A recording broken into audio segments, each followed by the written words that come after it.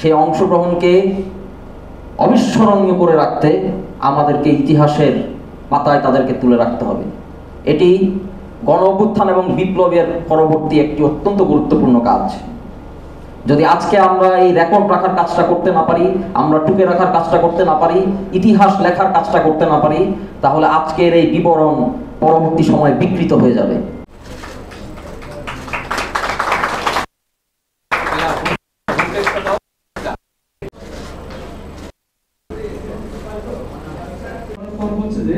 যারা আমাদের সাথে কাজ করবে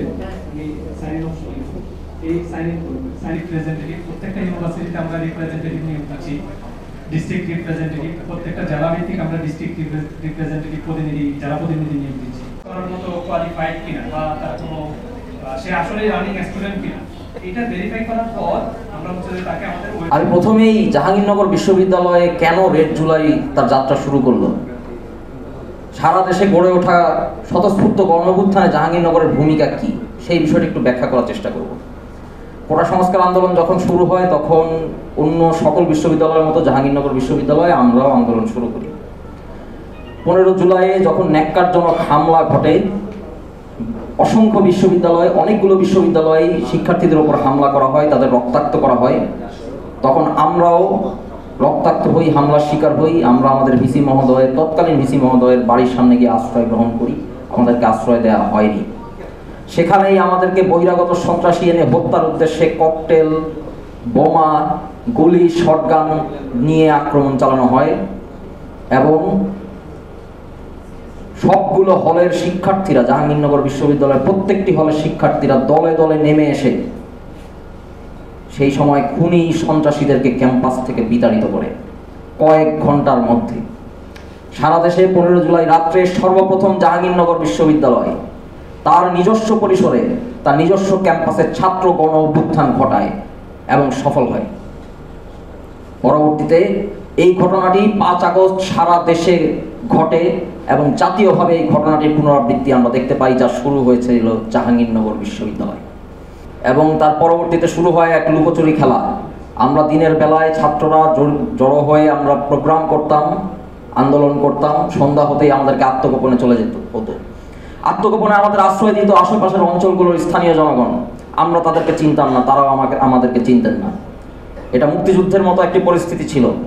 সেই সময় আমাদেরকে নিজেদের সন্তানের মতো করে তারা আশ্রয় দিয়েছেন, খাবার জুগিয়েছেন, পরামর্শ দিয়েছেন এবং তারপর 5 তারিখ পর্যন্ত যে রক্তক্ষয়ী গৌরবাত্মক সংগ্রাম, সেই সংগ্রামে এই স্থানীয় জনগণ ছাত্রদের কাঁধে কাঁধ মিলিয়ে রক্ত দিয়েছেন, গ্রেপ্তার হয়েছেন, গুম হয়েছেন, গুরুতর আহত হয়েছেন, চোখের দৃষ্টি হারিয়ে ফেলেছেন। আমরা দেখেছি কিভাবে সাভারে স্নাইপার দিয়ে খুনি ফ্যাসিস্ট হাসিনা সরকার গুলি করেছে। আমরা দেখেছি অসংখ্য হেডশট একেবারে টার্গেট করে গুলি করা, অত্যাধুনিক অটোমেটিক রাইফেল ব্যবহার করা হয়েছে। অনেকে পঙ্গু হয়ে গিয়েছেন সারা জীবনের মতো। ছাত্র জনতার গণ অভ্যুত্থানে ছাত্রদের পাশাপাশি জনতার এই যে অংশগ্রহণ, সেই অংশগ্রহণকে অবিস্মরণীয় করে রাখতে আমাদেরকে ইতিহাসের পাতায় তাদেরকে তুলে রাখতে হবে। এটি গণ অভ্যুত্থান এবং বিপ্লবের পরবর্তী একটি অত্যন্ত গুরুত্বপূর্ণ কাজ। যদি আজকে আমরা এই রেকর্ড রাখার কাজটা করতে না পারি, আমরা টুকে রাখার কাজটা করতে না পারি, ইতিহাস লেখার কাজটা করতে না পারি, তাহলে আজকের এই বিবরণ পরবর্তী সময়ে বিকৃত হয়ে যাবে। ওই বইয়ে হচ্ছে যে কাশ্মীরে যে আন্দোলন হয়, কাশ্মীরে আন্দোলনে হচ্ছে যে যারা আহত এবং হচ্ছে যে শহীদ হয় তাদের পরিবারের হচ্ছে যে ঘটনাগুলো তুলে ধরেন লেখক। তো ওখানে দেখা যায় যে হচ্ছে যে যখন আন্দোলন মানুষ করে তখন অনেকে বাহবা দেয়, অনেকে হচ্ছে উৎসাহিত করে, কিন্তু পরবর্তীতে তাদের পরিবারের যে দুর্দশা, যে কঠিন অবস্থা, হ্যাঁ, সেগুলো হচ্ছে যে ওই বইয়ে উঠে আসে। তখন আমরা চিন্তা করি যে হচ্ছে যে আমরা যে আহত দেখতেছি, আমরা তাদেরই সেম দুর্দশা আমাদের চোখের সামনে দেখতেছি, আমাদের মেডিকেল টিম।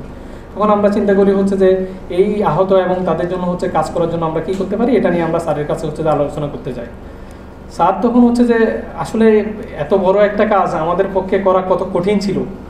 তখন আমরা স্যারকে বলি, স্যার আমরা এইভাবে কাজ করতে চাই, কিন্তু আমরা কোনো কিছু বুঝতেছি না। স্যার বলে একেবারে সাথে সাথে বললেন যে তোমাদের যত ধরনের হেল্প লাগে, আমরা জাহাঙ্গীরনগর বিশ্ববিদ্যালয় থেকে আমি আসি, আমাদের শিক্ষকরা আছে, আমরা সকল ধরনের সহযোগিতা তোমাদেরকে করব।